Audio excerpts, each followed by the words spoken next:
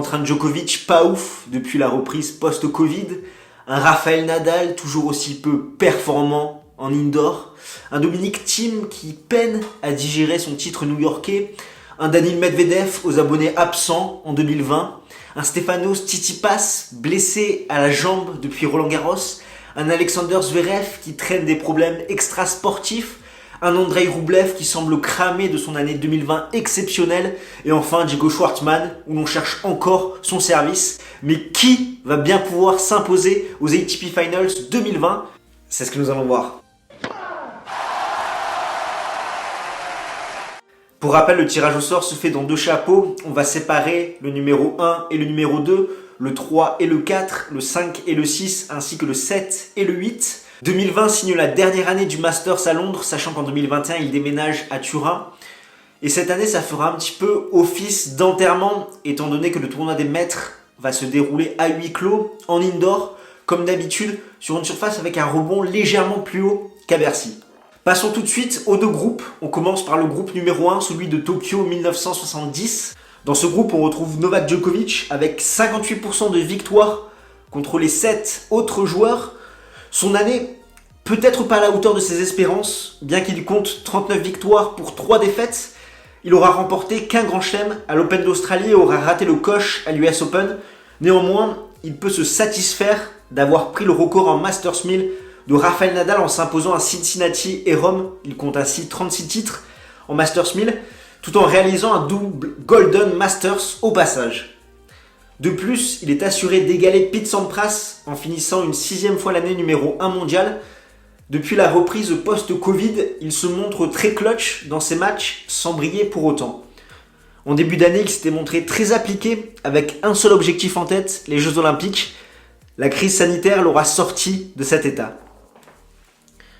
Son expérience aux ATP Finals, 5 titres, 2008, 2012, 2013, 2014, 2015 et 73% de victoires. Il tentera d'égaler le record de Roger Federer et ses 6 titres.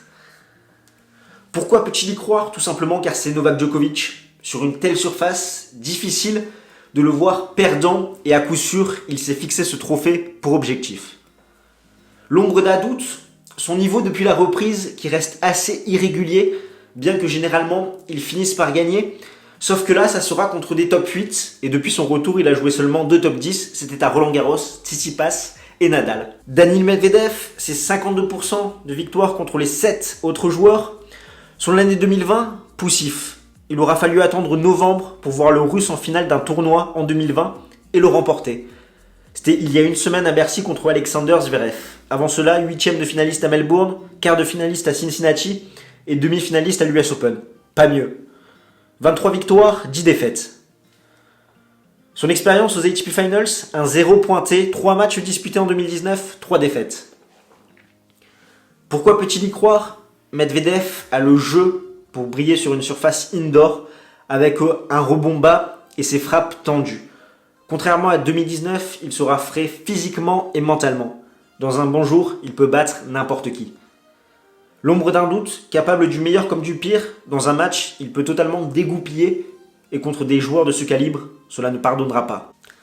Alexander Zverev, 42% de victoire contre les 7 autres joueurs présents. Son année 2020, c'est l'année de la maturité. Demi-finaliste à Melbourne, finaliste à l'US Open et Bercy, l'Allemand va mieux. Toujours aussi instable sur seconde balle, il a décidé d'adopter une autre tactique. Tout miser sur ses premières balles pour limiter la casse. Ainsi en 2020, il culmine à 68% de première balle et 78% de réussite derrière, le protégeant ainsi de ses 46% de points gagnés derrière sa seconde balle. En tout, ça fait 27 victoires pour 9 défaites. Son expérience aux ATP Finals, lauréat en 2018, demi-finaliste en 2019, c'est devenu un habitué des lieux depuis 2017. Pourquoi peut-il y croire? Il a le jeu pour briller sur cette surface, comme nous avons pu le voir à Bercy, avec un très bon service et un revers à plat. L'ombre d'un doute, c'est son absence de plan B, étant donné que si ses services sont renvoyés, son revers neutralisé, l'Allemand peine à changer tactiquement de plan. Et on peut rajouter à ça ses problèmes extrasportifs, tels que les violences conjugales et le fait qu'il devienne papa. Diego Schwartzman, 22% de victoire contre les 7 autres joueurs. Son année 2020 renversante. Pas exceptionnelle jusqu'à Rome, l'Argentin a su rebondir pour faire une finale au Masters 1000 italien ainsi qu'une demi-finale à Roland-Garros. 25 victoires, 12 défaites. Son expérience aux ATP Finals, lui aussi vierge, première participation de sa carrière. Pourquoi peut-il y croire? Des 8 joueurs engagés, c'est lui qui a joué le plus de top 10 depuis la reprise, 2 victoires, 4 défaites. Avec son jeu très physique, il est capable de faire mal et contrer des deux côtés en se montrant très tenace. L'ombre d'un doute, c'est lacunes au service qui ne lui permettent pas d'avoir de points gratuits. Il sera sans cesse en difficulté dans ce compartiment du jeu. Et on peut rajouter également l'inexpérience. Et maintenant, passons au groupe numéro 2, celui de London 2020. Dans ce groupe, on retrouve Rafael Nadal, qui compte 61% de victoires contre les 7 autres joueurs présents. C'est tout simplement celui qui dispose du plus haut pourcentage de ce tournoi. En 2020, son année, c'est une réussite. L'objectif de l'Espagnol était d'aller chercher Roland-Garros pour égaler les 20 titres en Grand Chelem de Federer. C'est maintenant chose faite. Il compte 25 victoires pour 5 défaites cette année-là. Son expérience aux ATP Finals, 0 titre. La tâche sur le palmarès de l'Espagnol malgré 2 finales en 2010 et 2013. Il totalise 56% de victoires là-bas. Pourquoi peut-il y croire? Tout simplement car il jouera sans pression. En effet, son objectif 2020 est atteint. Il sait qu'il n'est pas attendu en indoor. Pour lui, c'est que du bonus. Alors pourquoi ne pas glaner un titre prestigieux qui manque à son palmarès? L'ombre d'un doute, ici, c'est bien plus qu'un simple doute qui pèse sur ses épaules. L'indoor n'est vraiment pas sa surface. J'ai d'ailleurs fait une vidéo pour t'expliquer pourquoi. À Bercy, il a pris du temps de jeu, mais ses lacunes à la relance étaient criantes. Il s'est totalement trompé tactiquement contre Alexander Zverev en abusant du slice et en jouant contre nature au retour, en se rapprochant beaucoup trop de sa ligne au lieu de rester loin pour donner un coup supplémentaire à jouer à son adversaire. Dominic Thiem, c'est 54% de victoire contre les 7 autres joueurs. Son année 2020, une excellente QV, la meilleure, sans aucun doute. Une finale à Melbourne, un titre à l'US Open, 22 victoires pour 7 défaites. Son expérience aux ATP Finals, une finale en 2019 et 43% de victoires. Pourquoi peut-il y croire? L'Autrichien ne joue plus dans la même cour depuis 2019. Il a énormément progressé tennistiquement pour adapter son jeu au dur. Il sait qu'il peut gagner contre n'importe qui. L'ombre d'un doute, sa blessure au pied contractée à Vienne, pas évident d'avoir une reprise à Londres contre les 8 meilleurs joueurs du monde, d'autant plus qu'il peine à digérer son titre à l'US Open, je trouve. Stefanos Tsitsipas, 39% de victoire contre les 7 autres joueurs. 2020 fut compliqué pour le grec, titré seulement à Marseille avant le confinement. Derrière, il s'est démarqué seulement à Roland-Garros en atteignant les demi-finales, 26 victoires, 12 défaites. Son expérience aux ATP Finals, lauréat en 2019, et où il aura gagné 4 de ses 5 matchs. Pourquoi peut-il y croire? Vainqueur en 2019, Londres peut lui rappeler de très bons souvenirs. L'ombre d'un doute, c'est les lacunes mentales qui ont été mises à rude épreuve en 2020, ainsi que sa blessure à la jambe contractée à Roland-Garros. Andrei Rublev, 24% de victoire contre les 7 autres joueurs. Son année 2020 éreintante et exceptionnelle. Si un joueur voulait jouer toutes les semaines en 2020, il aurait disputé 18 tournois. Rublev a disputé 13 tournois en 2020.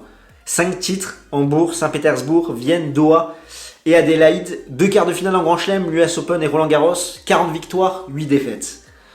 Autant dire qu'avec le Russe, nous n'avons pas l'impression qu'il a été impossible de jouer durant presque 6 mois. Lui qui a connu de nombreuses blessures a su rebondir en 2020. Son expérience aux ATP Finals, vierge, première participation. Pourquoi peut-il y croire? Tout simplement car il est en forme, a de la confiance sur la surface et peut faire très mal. Il a développé un jeu très offensif avec son coup droit et son service, où dans chaque frappe, il veut faire mal à son adversaire. L'ombre d'un doute, son inexpérience, son physique, ses lacunes défensives et son côté revers. Les présentations étant faites, nous pouvons maintenant passer à mes pronostics. Il faut savoir qu'avant le tirage au sort, je pense qu'on était assez unanime sur la question. Le pire groupe, c'était de tomber avec Medvedev, Zverev et Rublev. Force est de constater que Novak Djokovic a hérité du tirage le plus compliqué avec Zverev et Medvedev. Si on se projette un petit peu sur ces ATP Finals, les premiers matchs seront donc Djokovic contre Schwartzmann et Zverev contre Medvedev, une semaine après la finale de Paris-Bercy. Et de l'autre côté, Nadal contre Rublev et Thiem contre Tsitsipas. Ainsi, Andrei Rublev se retrouve avec un Nadal peu performant en indoor. Et les deux derniers finalistes de l'édition 2019 qui ont des petits pépins physiques aux pieds et à la jambe, mais on ne sait pas trop où ils en sont. Donc qu'est-ce que ça pourrait donner? Je vois d'abord une victoire de Novak Djokovic contre Diego Schwartzmann. Ensuite, dans le Medvedev-Zverev, je pense que Medvedev peut battre l'Allemand, ce qui ferait un deuxième tour.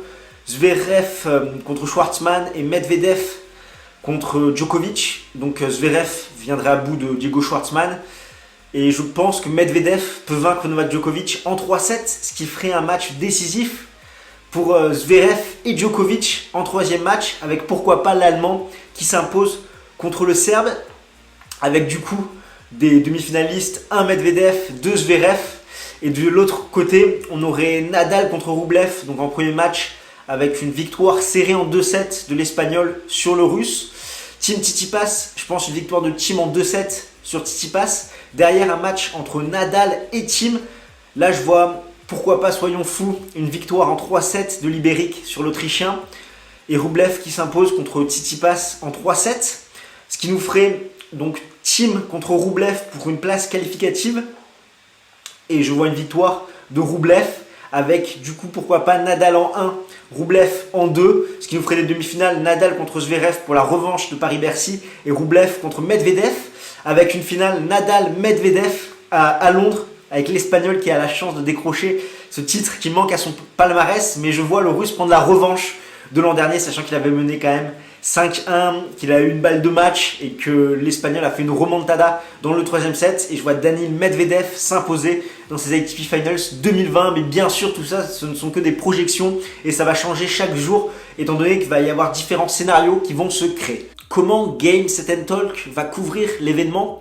Tout au long du tournoi, tu auras des previews. Tu en auras en tout 5 pour chacun des tours. Donc tu auras une preview pour un match, soit du dimanche ou du lundi, une autre pour un match du mardi ou du mercredi, une autre pour un match du jeudi ou vendredi, ainsi que une pour l'une des deux demi-finales et une autre vidéo pour celle de la finale. Et à chaque fois, nous allons te faire participer sur nos réseaux sociaux, étant donné que tu pourras voter sur Twitter et sur YouTube pour l'affiche que tu as envie qu'on décrypte en vidéo parmi les 4 matchs qu'il y aura. Ainsi, le match qui aura obtenu le plus de voix sera celui qu'on analysera en vidéo. Du coup, reste bien connecté. En tout cas, nous, on est comme des dingues. On a hâte que ça commence. Et toi, qu'en penses-tu? Qui va s'imposer aux ATP Finals édition 2020?